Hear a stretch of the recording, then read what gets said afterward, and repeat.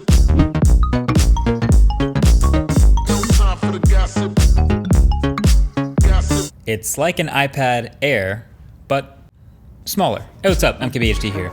And the iPad Mini has always been so fascinating to me just because I always wonder who buys them and who uses them and what they use them for and why they chose it over other options. Like, I know my dad uses one, but my sister and I got it for him as a gift, so he didn't really choose it, it kind of chose him. But then I see the Pilot with an iPad Mini example constantly. Like, I feel like that's in every iPad Mini keynote, but it turns out that's fairly common for hobby pilots, which is awesome. I've already realized that as a huge fan of the iPad Pro, this isn't for me, but this refresh for 2021 makes it a real option again for a lot of people. So this is my mini review of the new 2021 iPad Mini.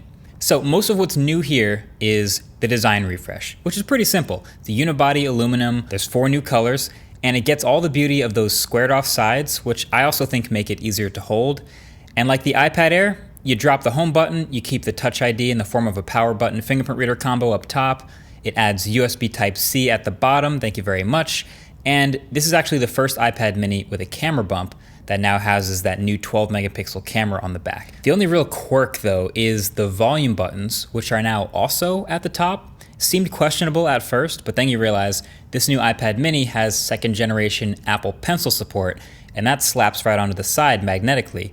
And the Pencil is literally the size of the entire side of the tablet, so there's no room for volume buttons over there where they usually are. So they put them on the top. And I got used to that pretty fast anyway, mostly because I find myself using it in landscape all the time.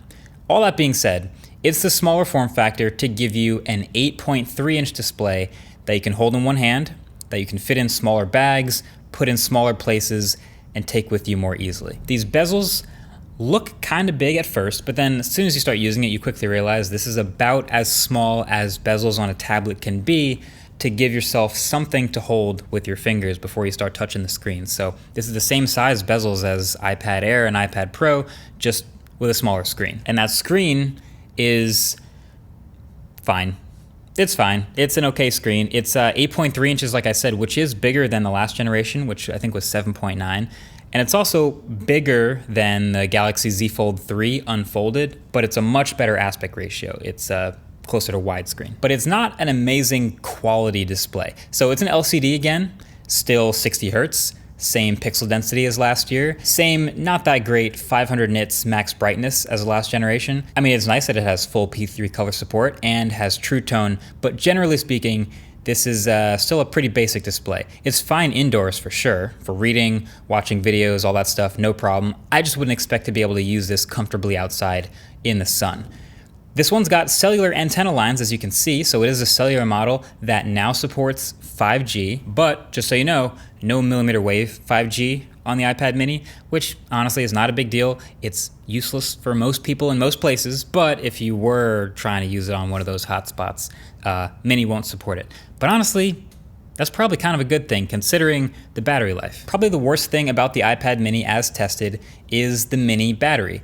Granted, I was testing it pretty hard, using it full brightness all the time, about as much as my phone, and on cellular on the go, but I felt like I needed to charge it at the end of every full day. So I could get 7-8 hours of screen on time out of it, which is good, it's a tablet, and it has great standby time, but that's something to keep in mind. It might not last like a week like my iPad Pro sometimes does with light use. My use of the iPad Mini though is very generalist. Like, you know, I'm scrolling through social media, lots of emails, I'm watching videos, things like that.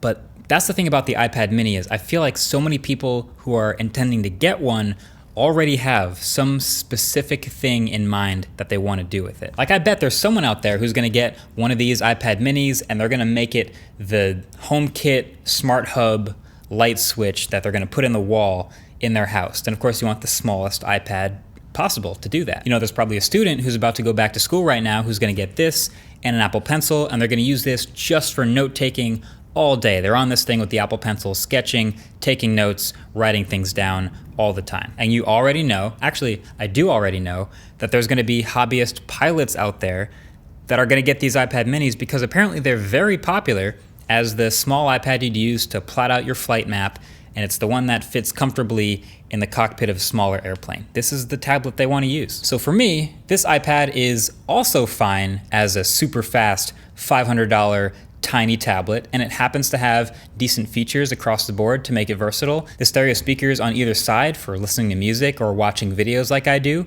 are really good. The new 12 megapixel camera on the back, it's plenty good for a tablet. It's basically the equivalent of what's in the iPad Air. And the new ultra-wide front-facing camera with center stage works exactly as well as it does in the iPad Air, which is to say a little bit shaky, but perfectly fine for video calls and FaceTime or Zoom. And then of course that Apple Pencil 2.0 support, which is top of the line in this price range, ties right into iOS 15 and the swipe up from the corner for quick notes and all the benefits of having a dedicated stylus that's so good. Matter of fact, it's literally running essentially the exact same software experience as all the other iPads out there. Same exact software as the $800 iPad Pros. The multitasking, the slide over windows, the app library over to the side of the home screen, it's all here. And of course, many people are already very familiar with it. And it's all running on Apple's absolute latest chip, the A15 with the 5-core GPU, which is actually better than what's in the iPad Air right now. So not only will this iPad be running very smooth, pretty much locked right at 60 Hertz out the box, but also virtually guarantees you many years of software support and iOS updates, being the latest chip.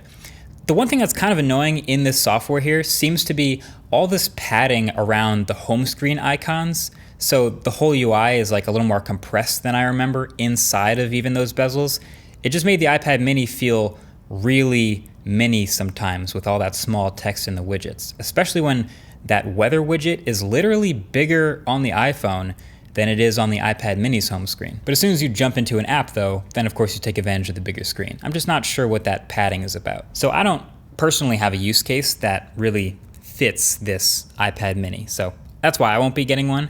But I think those who are thinking about getting it already know. You probably already have a thing that you're imagining getting it for, something that you want it to do.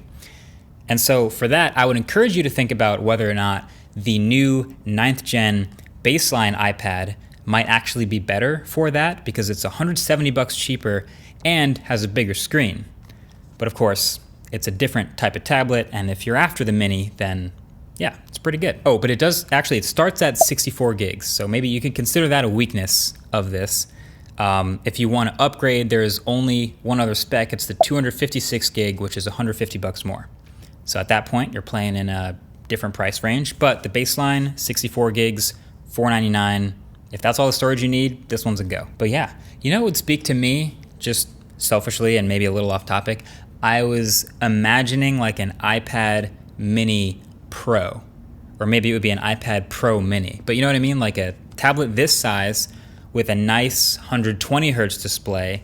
And of course you get Face ID, and then you get the Pro camera system on the back and probably a bigger battery, but then you're probably looking at like $200-300 extra. So that's probably why that doesn't exist. But yeah, at this price, what are you cross-shopping it with? Like a Galaxy Tab that's out there?